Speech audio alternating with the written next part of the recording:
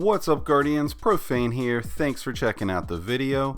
Today we're going to be going over one of the latest crazes that's going around the watering hole, and that is the ability to yeet, to one-hit finish, to pocket finish, however you want to say it. That crazy cheese that's going around that gives everybody the ability to essentially one-hit almost any boss in the game, with the exception of a couple of bosses out there. Riven.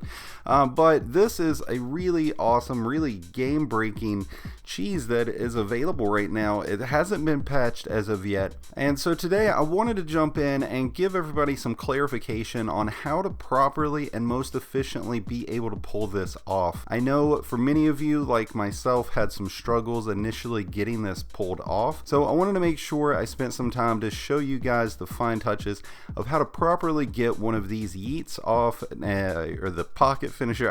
I can't, maybe it's because I'm 34 years old, I just can't get over saying yeet. I don't understand it. Do any of you guys connect with me there? I don't know. But anyways, now the first thing I want to point out is that this is going to require a good amount of practice because it requires precise timing. Now there's a couple of different ways that you can pull this off.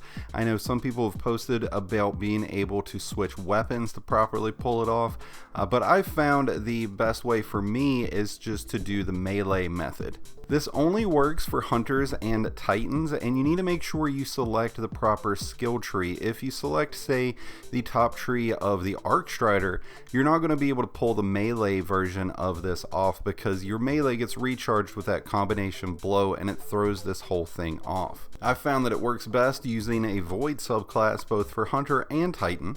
And as you can see, since practice is the #1 thing, we're going to be setting up shop in the tribute hall to practice on all of these practice dummies. The next important thing is getting that timing down, because what you're going to have to do is get an enemy low to the point of being finished. But you're not going to actually finish them. You want to step just slightly out of range to where your crosshairs are still looking at that enemy. Do a melee that's not going to hit them because you're too far away. And before your hand has the ability to draw back, you're going to need to tap that finish button. This is the key integer in making this whole cheese work, is getting that timing down between your melee and pushing the finish button. Now you're just merely pushing the button, you're not holding the finish button, but you want to make sure that when you're doing your melee that you are close enough but not too far away from the enemy. And then for me, I found it best for a hunter when I hit the finish button. It is just before my hand actually draws back after completing that melee animation. I've seen many Guardians state that they were able to successfully pull it off by doing a swap weapons at this point instead of the melee finisher combo. Personally, I prefer the melee finisher combo means to do it just because I feel like that I have a higher success rate at getting it done. But by all means, play around with it, guys. The really key thing is just practice. It honestly took me about 10 to 15 minutes playing around in Tribute Hall before I was able to successfully get it done, and then another 10 to 15 minutes just to be able to get the timing down to where I was successfully pulling it off almost every time. Definitely practice, guys, before you try to go show off to your friends and knock out that big raid boss, because practice is definitely key. Once you've gotten your timing down and you're able to successfully pocket that finishing move, you're now able to run around freely in whatever area you're at because you've got that finishing move charged and ready to go. So now you're able to knock out those big bosses, jump through the walls, or maybe glide around on your sparrow like a crazy madman. Whatever you want to do with this glitch before it gets patched, because I'm sure before Season of Dawn it'll get patched. By any means, this is one hell of a glitch. It's definitely gotten an upstir in the community through Destiny. Oddly enough, I haven't really seen many people complaining about this one.